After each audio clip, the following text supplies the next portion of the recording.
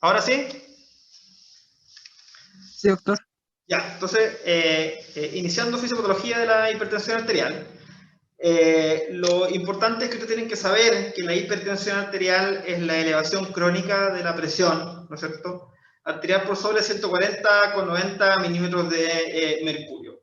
¿Por qué es importante a nivel mundial la hipertensión arterial? Es porque tener esta enfermedad es un factor de riesgo para enfermedades cardiovasculares, por lo tanto tiene una morbimortalidad asociada, y los pacientes, ¿no es cierto?, que tienen, ¿no es cierto?, la enfermedad, tienen una disminución de los años vida. Y el tratamiento adecuado de esta enfermedad es lo que se necesita, tanto con medidas, ¿no es cierto?, no farmacológicas como farmacológicas, y es efectivo y debe ser oportuno antes, ¿no es cierto?, que tengamos, ¿no es cierto?, eventos. Y como toda enfermedad, para poder tratarla, se debe entender, ¿no es cierto?, la fisiopatología de esta.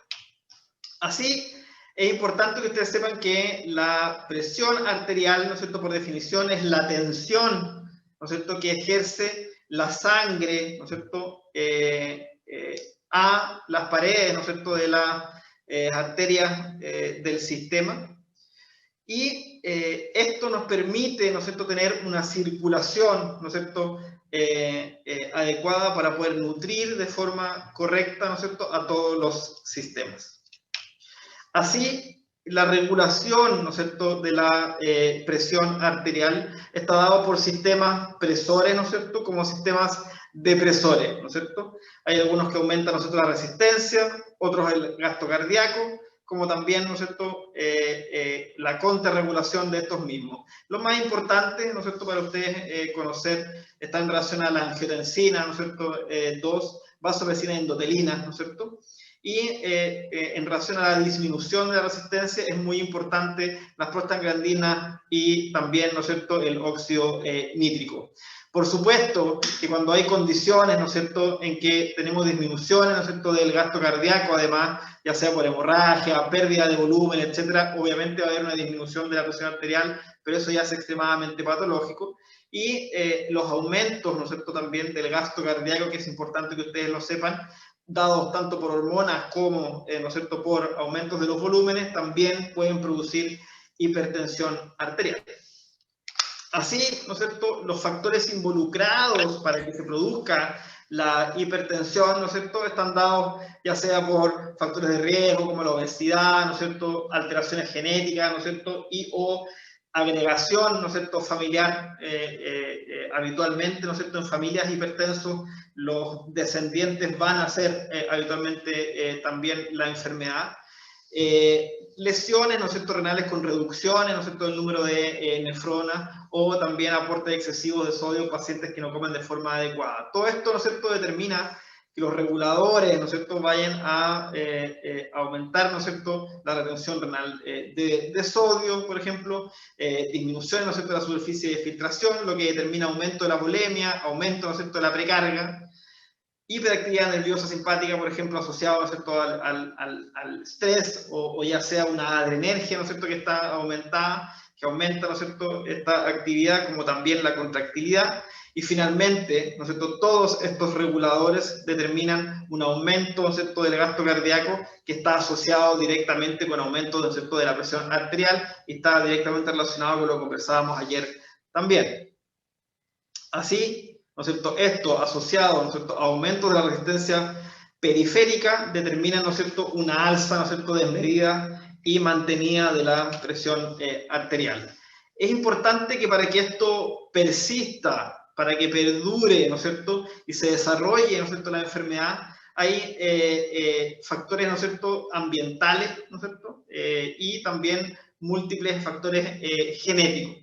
Y esto, ¿no es cierto?, asociado, ¿no es cierto?, a fenotipos, ¿no es cierto?, distintos intermedios, ¿no es cierto?, ya sea por factores endoteliales, aumento, ¿no es cierto?, de las hormonas, ¿no es cierto?, vasopresoras o depresoras, alteraciones en la excreción de sodio o las reactividades vasculares, van a determinar, ¿no es cierto?, que nosotros tengamos, ¿no es cierto?, aumentos progresivos de la presión arterial y finalmente el desarrollo, ¿no es cierto?, de esta enfermedad.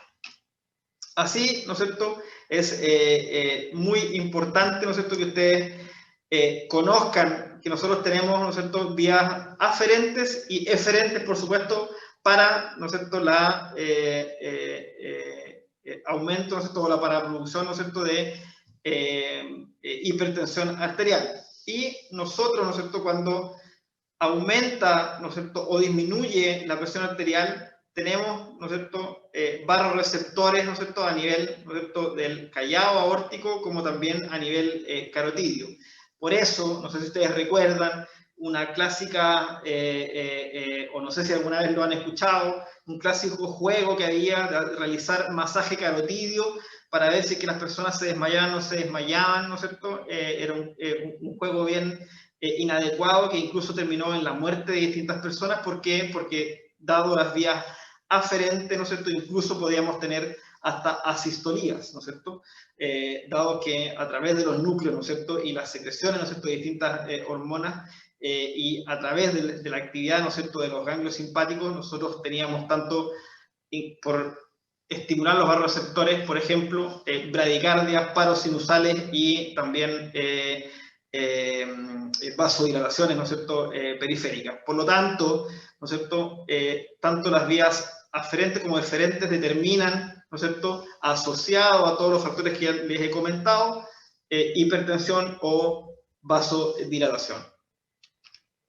Así, ¿no es cierto?, nosotros tenemos una regulación, ¿no es cierto?, que es importante que ustedes lo sepan, que es rápida, como ya le acabo de comentar, ¿no es cierto?, o sea, si baja el volumen a nivel del callado aórtico, vamos a saber de forma inmediata que tenemos una hipotensión, y se aumentan los volúmenes o se aumenta la presión a nivel de callado aórtico o carotidio, sabemos al tiro que hay hipertensión, y finalmente vamos a tener la respuesta mediada inmediata, que no es la que produce la hipertensión arterial de forma continua o la enfermedad por hipertensión arterial, sino que es la que nos permite escapar de un perro, por ejemplo, la que nos permite estar alerta si algo nos está sucediendo, o aumentar la presión arterial en relación, ¿no es cierto?, al estrés.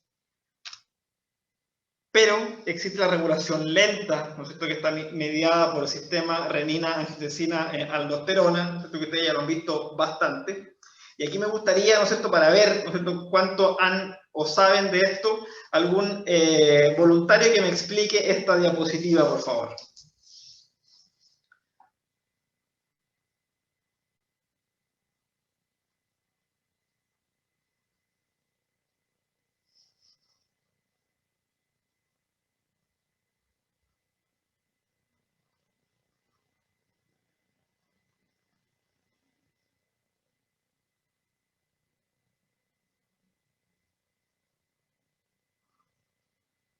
¿Algún voluntario?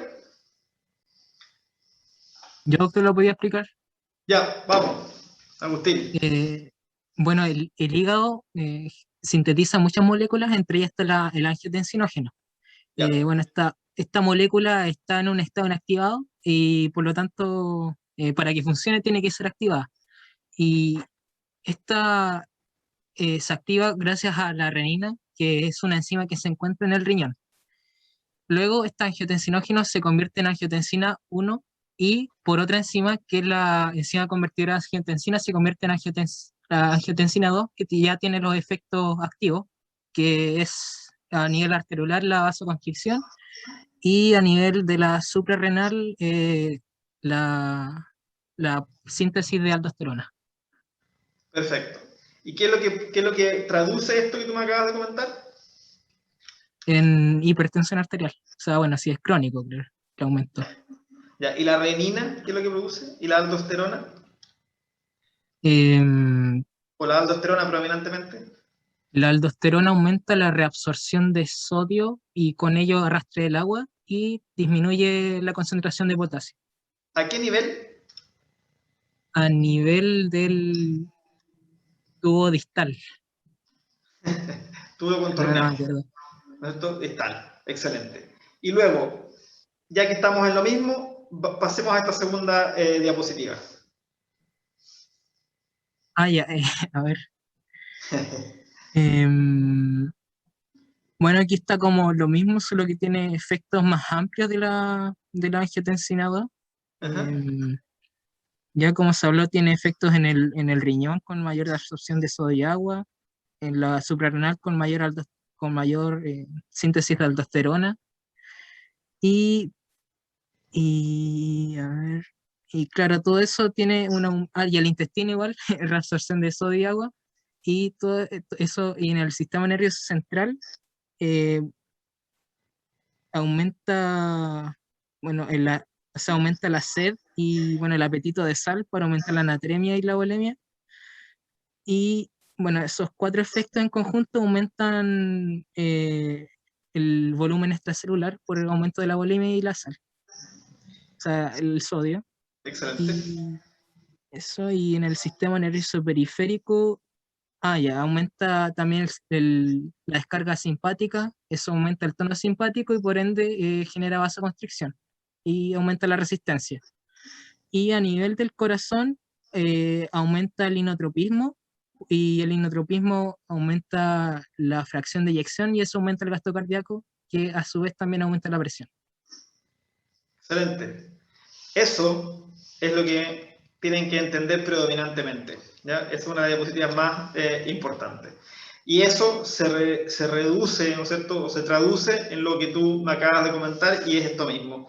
Y además, ¿no es cierto?, como detalle, ¿no es cierto?, puede, ¿no es cierto?, y estimula, ¿no es cierto?, el aumento, ¿no es cierto?, la agregación plaquetaria, ¿no es cierto?, y un estado un poquito más protrombótico. Y por lo mismo, ¿no es cierto?, como hay aumento, ¿no es cierto?, de la presión arterial habitualmente y asociado, ¿no es cierto?, a aumentos de depósitos del colágeno, en el corazón también hay crecimiento de los miocardiocitos, ¿ya? Y eso es lo que permite, ¿no es cierto?, también ciertos grados de hipertrofia asociados a distintos niveles de hipertensión arterial, ¿ya? Y además, ¿no es cierto?, estimula, ¿no es cierto?, el aumento, ¿no es cierto?, de la vasopresina y la endotelina, que son además, ¿no es cierto?, vasoconstrictores potentes y que determinan, ¿no es cierto?, que el endotelio vascular también tenga, ¿no es cierto?, un estado mayor de vasopresión más que de vasodilatación, ¿ya? Así, no hay que olvidar que hay receptores de AT1 como también de AT2, ¿ya? Y es importante para que no se confundan, porque a veces lo van a leer, y siempre lo digo, que dependiendo de lo que active, ¿no es cierto?, es lo que vamos a tener.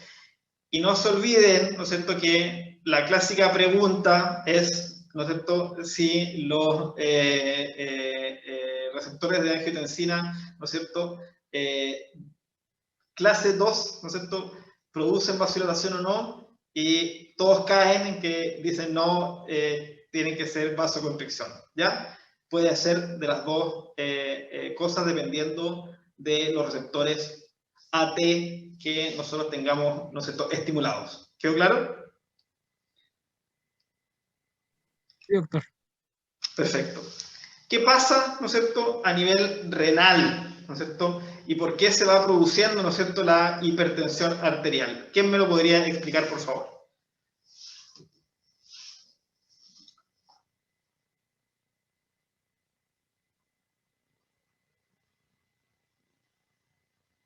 Agustín, Sí, doctor. Eh, ¿te podrías tirar con esta diapositiva también? ¿Ya me podría repetir la pregunta? ¿Qué es lo que pasa a nivel renal? Y que va determinando, ¿no es cierto?, que se produzca distintos grados de hipertensión arterial también. Ya. Eh,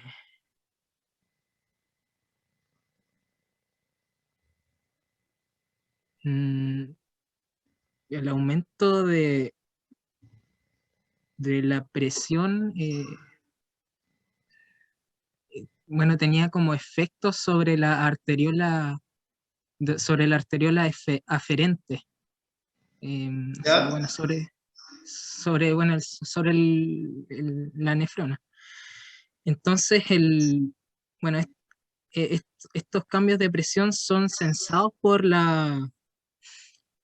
el endotelio, sí, de la arteriola aferente y, y eh, a ver, bueno, no recuerdo exactamente el mecanismo, pero el riñón lo que hace para combatir el aumento de presiones es generar eh, vasodilatadores. ¿Ya?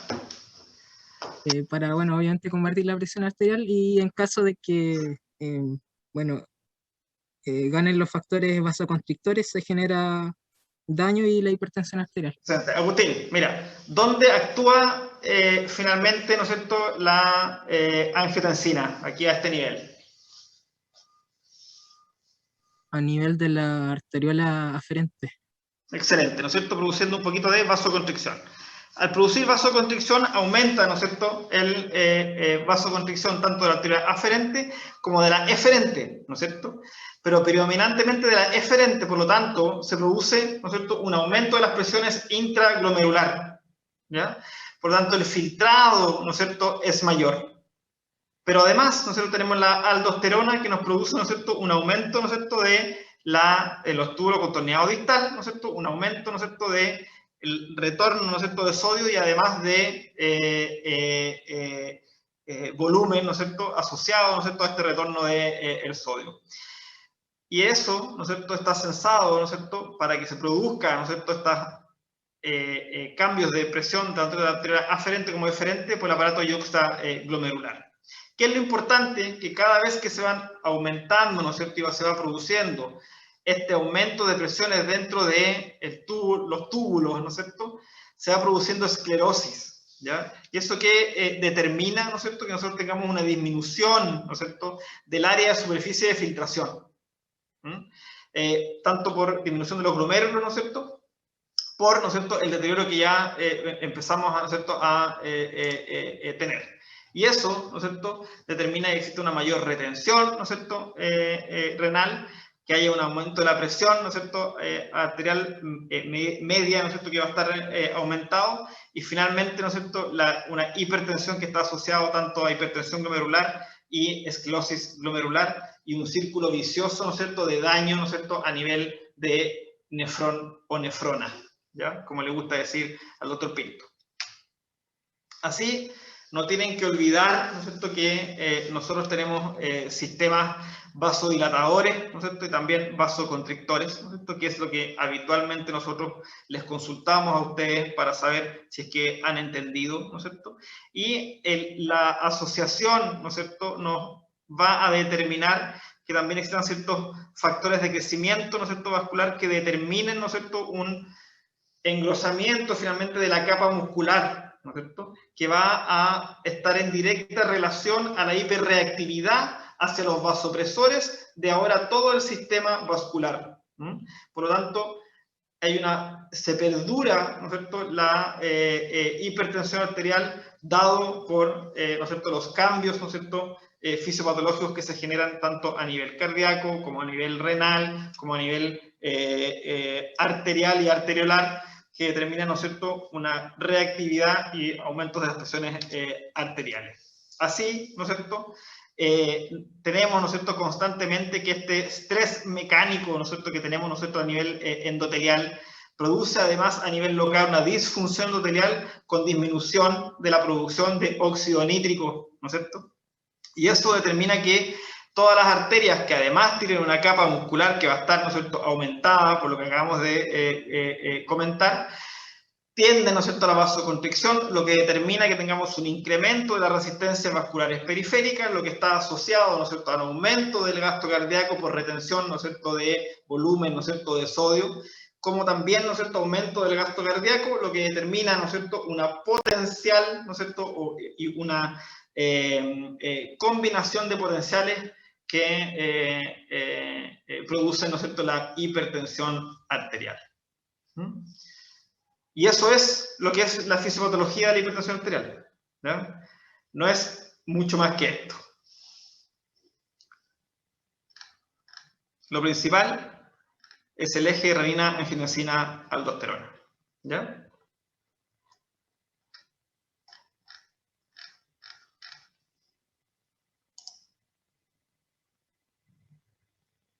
Chicos, ustedes tienen mi mail, ¿ya?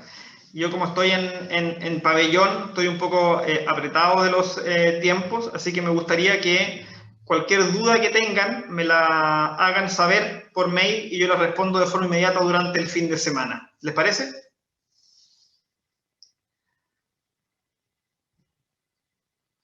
Gracias, doctor. Otra cosa que quiero comentarles. ¿Ustedes están vacunados o no? Sí, ya casi todos están vacunados, se supone. ¿Sí? ¿Con las 2 dosis? Al menos yo sí. No sé cuántos estarán con las 2 dosis, pero la gran mayoría debería estar.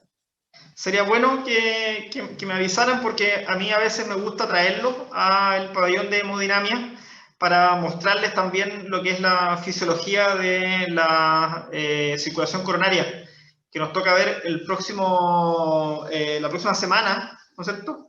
Pero después de eso, a mí me gustaría traerlos al pabellón para mostrarles cómo nosotros hacemos las evaluaciones de las arterias coronarias. Entonces, para eso es re bueno saber si es que están vacunados o no están vacunados, porque se pueden entrar al hospital y poder meterse al pabellón conmigo. ¿Ya? Les dejo la invitación hecha para el que quiera. Muchas gracias, doctor. Muchas gracias, doctor. Vale, que estén bien. Hablamos. Chao, que esté muy bien. Doctor, que esté bien. Chao, doctor. Doctor, cuídese. Buen fin de semana.